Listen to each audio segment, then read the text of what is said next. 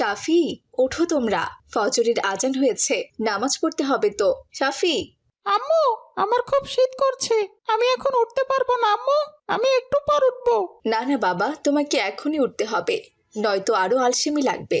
ওই দেখো, তোমার বোন মারিয়াম উঠে পড়েছে, তুমিও ওঠো বাবা, ওঠো। এরপর তারা সবাই উঠে নামাজ পড়ে নেয়, শুধুমাত্র আয়েশার স্বামী ওয়াসিম ছাড়া। তারপর তারা যার যার কাজ করতে থাকে।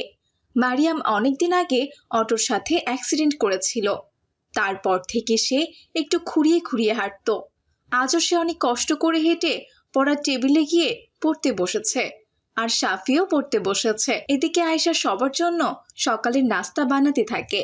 মারিয়াম, তোমার বাবাকে ডাকো মা, নাস্তা প্রায় হয়ে গেছে, সবাই একসাথে গরম গরম খেয়ে নাও। শীতের দিন গরম গরম খাবার খুব ভালো লাগবে মা।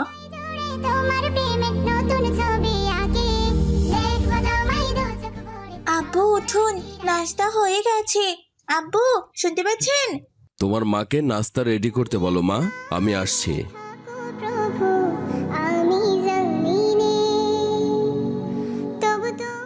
এ কি, রুটির সাথে কালকের বাসি মোলার তরকারি কেন? তুমি জানো না আয়েশা, আমি মোলার তরকারি খাই না। গতকাল তো কোনো বাজার ছিল না, মিলির মায়ের কাছ থেকে কয়েকটা মূলা নিয়ে এসে রান্না করেছিলাম, তার মধ্যে থেকে কিছু তরকারি রয়ে গেছে, তাই সকালবেলা রুটির সাথেই দিলাম। তাছাড়া ঘরে তো আর কোনো বাজার নেই, আর কি বা রান্না করব বলুন তো? কষ্ট করে আজ এগুলো দিয়ে খেয়ে নিন না। আমি এসব খেতে পারবো না আয়েশা, আমার জন্য একটা ডিম ভাজি করে নিয়ে আসো, যাও। ডিমও তো নেই, একটা মাত্র ডিম ছিল, সেটা তো কাল সকালবেলা আপনাকে রুটির সাথে ডিম ভাজি করে দিয়েছিলাম। এই সংসারের অভাব আর ভালোই লাগছে না, ইচ্ছা করে যেদিকে দু চোখ যায় সেদিকে চলে যাই। এ জীবনে আমার কোনো শান্তি নেই। দেখুন, হতাশ হবেন না, আল্লাহ তাআলার কাছে চাইলে তিনি কাউকে ফেরায় না।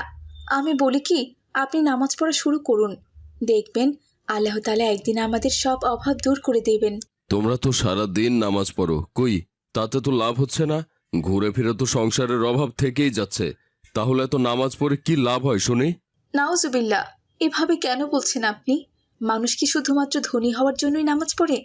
আল্লাহ তাআলা আমাদেরকে সৃষ্টি করেছেন শুধুমাত্র তার ইবাদত করার জন্য, তাই আমরা নামাজ পড়ি। এর সাথে সংসারের অভাব দূর হওয়া না হওয়ার কি সম্পর্ক বলুন তো? তাহলে বললি কেন অভাব দূর হয়ে যাবে? তোর সাথে আর তর্ক বিতর্ক করে লাভ নেই, ঘুরে ফিরে সব কাজ তো আমাকেই করতে হবে। কতবার করে বলেছি মেয়েটাকে মানুষের বাড়িতে কাজে রেখে দে, সেটাও তুই করতে দিস না। তোর এই খোড়া মেয়েকে টাকা ছাড়া কে বিয়ে করবে শুনি? এভাবে খেয়ে না খেয়ে বেঁচে থাকলে কি আর দিন চলবে? টাকা ছাড়া পৃথিবীতে কোনো কিছু হয় না। কিভাবে 2 টাকা রোজগার করতে হবে সে চিন্তা তো তোদের কারো মাথায় নেই, সব জ্বালা তো আমারই, আর খাবই না। তোর এই শুকনো রুটি আর মোলার তরকারি তুই খা। এই বলে ওয়াসিম রাগ করে কাজের খোঁজে বেরিয়ে পড়ে। সে অনেকের কাছে কাজ খুঁজতে যায়, কিন্তু কোথাও কোনো কাজ পায় না। অবশেষে সারাদিন ঘুরে ফিরে রাতে সে বাড়িতে চলে আসে। আর রাতের বেলা, আয়শা, তাড়াতাড়ি দরজা খোলো, বাইরে ভীষণ ঠান্ডা। কি হলো, ঘুমিয়ে পড়েছ নাকি? তাড়াতাড়ি দরজাটা খোলো।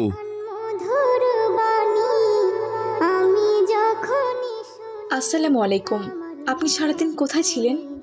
কোথায় আবার থাকবো, সবার মুখে তো আমাকেই খাবার তুলে দিতে হয়, তাই কাজের খোঁজ করতে গিয়েছিলাম। হাতে একটা টাকাও নেই, তার উপর সারাদিন ঘুরে কোনো কাজও খুঁজে পাইনি। মন মেজাজ একদম ভালো নেই, খুব ক্ষুধা পেয়েছে। ঘরে কি কোনো খাবার আছে আয়শা? সকালে রুটি আছে, আর একটু মূলার তরকারি আছে। আপনি তো আবার মূলা খান না, শুধু শুকনো রুটি খাবেন নাকি? শুধু শুকনো রুটি? কি আর করার, খাওয়া তো লাগবে, সারাদিন কিচ্ছু খাইনি। দাও, মূলার তরকারি দিয়েই রুটি দাও। এরপর আয়েশা ওয়াসিমকে খাবার খেতে দেয়, আর ওয়াসিম খাবার খেয়ে শুয়ে পড়ে। এভাবেই সেই দিনটি কেটে যায়।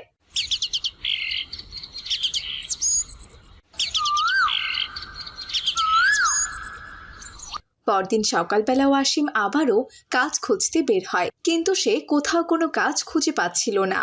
আমার স্ত্রী সন্তানরা আল্লাহ তাআলাকে তো সব সময় ডাকে, তারপরেও আমাদের সংসারে এত অভাব কেন? আল্লাহ তাআলা, কেন আমাদের অভাব দিয়ে শাস্তি দিচ্ছ? হে আল্লাহ, তুমি আমার উপর অসন্তুষ্ট হইও না, নয়তো যে আমি ধ্বংস হয়ে যাব। আমি আসলে মন থেকে এসব কথা বলি না, অভিমান করে বলি। দয়া করে আমাকে একটা কাজের খোঁজ পাইয়ে দাও আল্লাহ। এই বলে ওয়াসিম কিছু দূর যেতেই দেখতে পেল একটা কারখানায় অনেক শ্রমিকরা কাজ করছে। আসসালামু আলাইকুম। ভালো আছেন ভাই? আলহামদুলিল্লাহ ভালো আছি অসীম। তা তুমি হঠাৎ এখানে কেন? আসলে ভাই, আমার একটা কাজের খুব প্রয়োজন। বেশ কিছুদিন থেকে আমার কোনো কাজ নেই, তাই খুবই চিন্তায় আছি। কি করব কিছুই বুঝতে পারছি না। কদিন ধরে এখানে ওখানে কাজের খোঁজ করছি, কিন্তু কোথাও কোনো কাজ পাচ্ছি না। আপনি যদি আপনার কারখানায় আমাকে শ্রমিকের কাজ দিতেন, তাহলে আমার খুব উপকার হতো। কিন্তু এখন তো আমার লোক লাগবে না। আমার যখন লোকের দরকার হয় তখন আমি কাউকে খুঁজে পাই না, আর যখন লোক থাকে না তখন সবাই কাজের জন্য চলে আসে। কিছু মনে করো না অসীম, আমি তোমাকে কাজটা দিতে পারলাম না।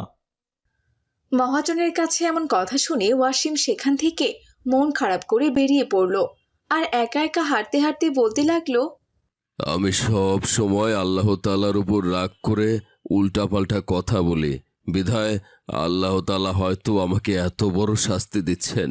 আমি অনেক বড় ভুল করেছি, তুমি আমাকে মাফ করে দাও খোদা।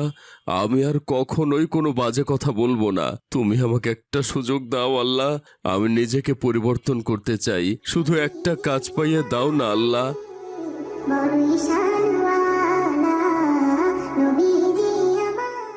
আসসালামু আলাইকুম বাবা। ওয়ালাইকুম আসসালাম। আপনি কে চাচা?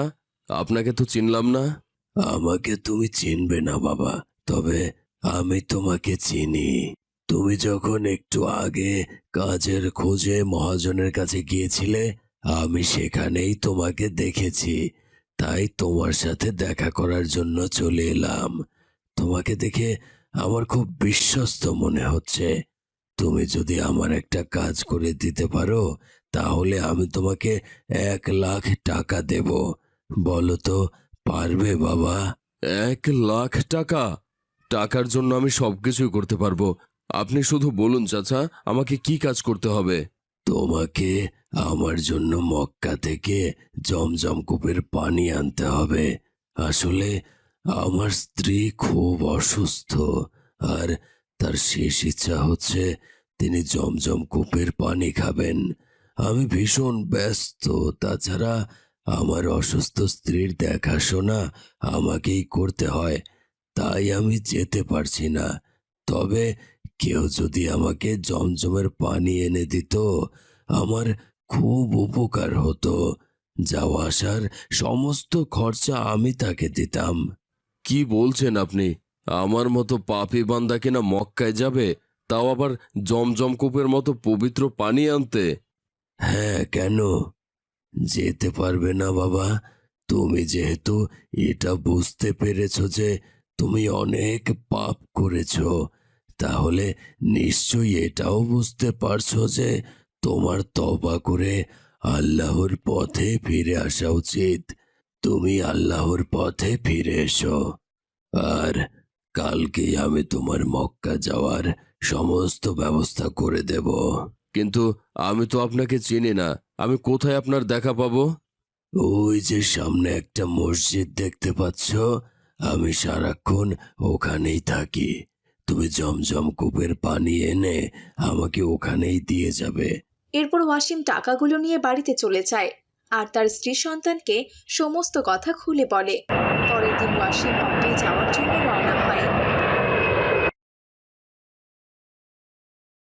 সে মক্কায় গিয়ে জমজম কূপের পানি নিয়ে ফিরে আসে। মক্কা থেকে আসার পর ওয়াসিম অদ্ভুতভাবে পরিবর্তন হয়ে যায়। সে 5 ওয়াক্ত নামাজ পড়তে শুরু করে আর সবার সাথে খুব ভালো ব্যবহার করে। কিন্তু অবাক করা বিষয় হলো, সে যখন জমজম কূপের পানি নিয়ে সেই লোকটিকে মসজিদে খুঁজতে গেল, সেখানে সে ওই হুজুরকে দেখতে পেল না। সেখানে অন্য একটা হুজুর ছিল। আচ্ছা, এই মসজিদে আর একজন হুজুর থাকতো না? তিনি কোথায়? আপনার কোথাও ভুল হচ্ছে ভাই। আমি ছাড়া এই মসজিদে তো আর কোনো ইমাম নেই। 10 বছর ধরে এই মসজিদে তো শুধু আমি ইমামতি করি। এসব আপনি কি বলছেন? একজন হুজুর এখানে ছিল, তিনি আমাকে মক্কা থেকে জমজম কূপের পানি আনতে বলেছিল। আমার মক্কা যাওয়ার সমস্ত খরচ সেই দিয়েছে। এই দেখুন, আমি জমজমের পানি সাথে করে নিয়ে এসেছি। তবে হ্যাঁ ভাই, আমাদের এই মসজিদে একটা ভালো জিন থাকে। ও কোনোদিন কারো ক্ষতি করে না। ও ও এই মসজিদে নামাজ পড়ে, আবার মাঝে মধ্যে অনেকের উপকার করে। আমার মনে হচ্ছে সেই জিন রূপ বদলে ইমাম সেজে আপনাকে মক্কায় পাঠিয়েছিল আপনাকে পরিবর্তন করার জন্য। আচ্ছা যাই হোক, আপনি যেহেতু মক্কা থেকে জমজমের পানি এনেছেন, সেই পানিগুলো আপনি আমাকে দিয়ে যান। জমজমের পানি অনেকেরই উপকারে লাগে, কেউ চাইতে আসলে আমি তাদেরকে দিব। ইনশাআল্লাহ, আল্লাহর রহমতে জমজমের পানি যে খাবে তার সকল মনের আশা পূরণ হয়ে যাবে। হুজুরের এমন কথায় ওয়াসিম আর কোনো কিছুই বলে না। সে বুঝতে পারে যে আল্লাহ তাআলা হয়তো তাকে হেদায়েত দান করেছে। সে হুজুরকে জমজম কূপের পানি দিয়ে সেখান থেকে চলে যায়। আর পরদিন থেকে সে মসজিদে এসে 5 ওয়াক্ত নামাজ পড়ে, আর আল্লাহ তাআলার রহমতে সে কাজের খোঁজও পেয়ে যায়। এরপর থেকে ওয়াসিম পরিশ্রম করে উপার্জন করে তার সংসার চালাতে থাকে।